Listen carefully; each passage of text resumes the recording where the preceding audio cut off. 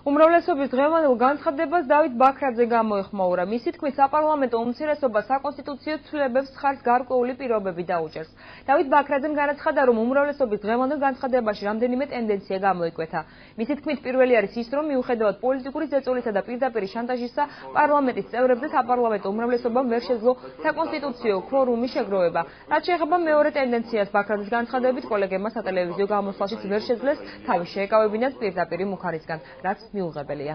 ჩვენ მზად ვართ მივცეთ ხმა საკონსტიტუციო ცვლილებებს და მოუხსნათ მთავრობას სკამების დაკარგვის შიში და ამავე დროს ამასთან ერთად ერთ პაკეტში მოუხსნათ ის შიშიც, რომელიც ჩვენი მოსახლეობის ნაწილშია, რომ საქართველოს ევროპული კურსი შეიძლება იყოს შეცვლილი და ეს გავაკეთოთ ორივე პოლიტიკურმა ძალამ ერთად. თუ მთავრობა გთავაზობს, რომ მომავალი ოქტომბერში ასამოქმედებელი კონსტიტუციის ერთი ნაწილი გადმოვიდეს დღეს, რომელიც ეხება მთავრობის დათხოვნას, ჩვენ ვთავაზობთ, რომ ამასთან ერთად ამოქმედდეს მეორე ნაწილიც, რომლითაც იზრდება 3/4-მდე საკონსტიტუციო ქვორუმი.